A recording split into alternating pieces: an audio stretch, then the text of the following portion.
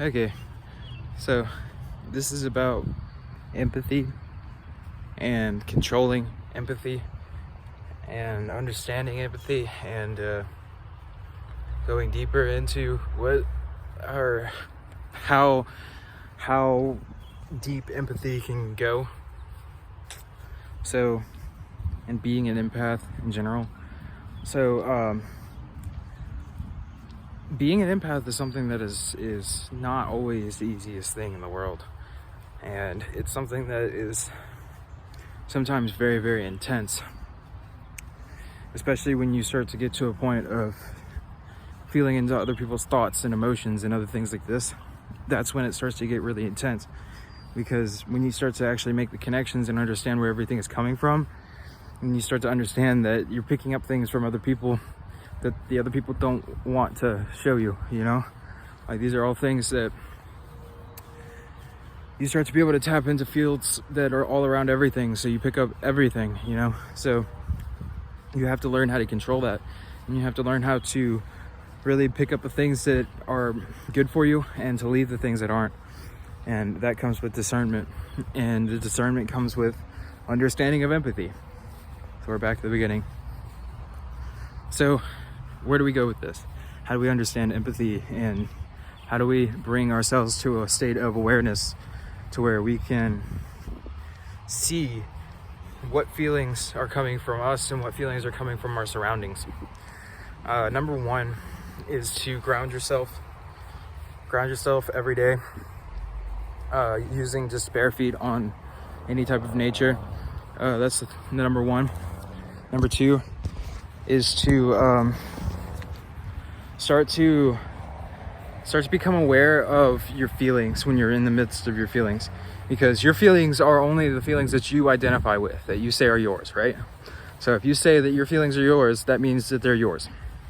So if you say that feelings aren't yours, then they become not yours, right? But like, a lot of people are like, well, I can't just lie to myself about this. And it's not something that you lie to yourself about. It's about identifying. So it's not something that it's like about telling the truth or lying. It's about what you identify with. So what that means is that when you start to identify with being an empath, then you start to experience the reality of being an empath. But what comes with that also is an understanding that there's like this whole kind of like, if you want to call it a positive and negative with everything, but it's more of like there's things that come with this kind of like stuff. Okay, so in order to kind of protect your mind and understand how to understand this energy, you have to discern the energy also. But there's one other thing, is that you have to be able to internally separate the things that are good for you and the things that are not good for you, and choose to identify with the things that are good for you. So what happens is, the way that a lot of like leeching entities work is that they'll start to send you thoughts of things telling you to do things that are not good for you, but convincing you that since you've had a good experience with it before, that it's something that you can continue doing and it'll keep giving you the same experience. But basically the way that these things work is that like they leech off of your negative feelings. So the most important thing is to bring yourself into a space where you can discern the negative from the positive, and then choose to, you basically have to become powerful in a way that you start to understand what you believe in, and you are very firm on what you believe in, because your belief, for one, is based off of personal experience, and two, because you know that what you have experienced in your reality is true, and you don't need anybody else's validation in order to be able to know that.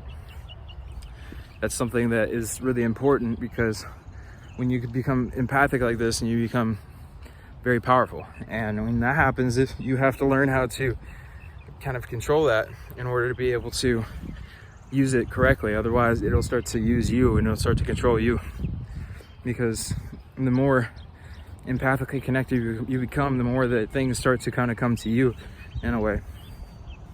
And you have to know how to discern that energy that is coming towards you. And the way to do that is through, understanding what emotions are and which ones are ones that you want to experience and which ones are ones that you have come to a conclusion with, like things that if you have no more lessons to learn from something, then there's no reason for you to experience it anymore. So you basically prove that to the universe by not responding to the catalyst that is given to you. So if something,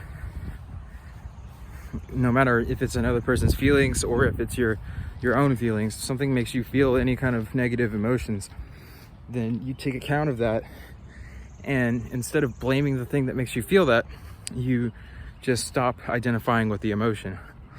So when the emotion comes through, you start to say that this isn't mine and it's not something that I identify with. And then slowly the emotions will start to degrade and they won't be as powerful anymore.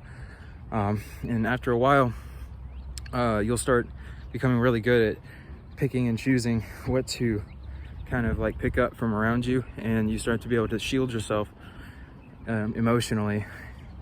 And this isn't a bad kind of shield, it's more of you literally just you naturally discard these negative things and then you naturally hold on to the positive things, and that brings you into a space where you are basically, you're much more calm and collected and you're good with everything, because you know that you don't have to hold on to everything, right? That's the biggest thing with empaths also, is they think that they have to hold on to everything that they feel, and you really don't. You don't have to hold on to anything. So in reality, one of the best things that you can do as an empath is start to learn how to let emotions flow through you. So you start to feel an emotion, and instead of latching on to that feeling and that emotion, you allow it to flow through you, and then by the time it's done expressing itself, it doesn't come back. So a lot of times emotions stick for people because they stay stuck on that kind of thought pattern that caused that emotion. But if you are able to allow emotions to flow through you, then you won't have that problem anymore. You'll literally be able to discern those emotions and immediately hold on to the ones that you need to. This was a really quick one, so I hope you guys have a good day. Peace.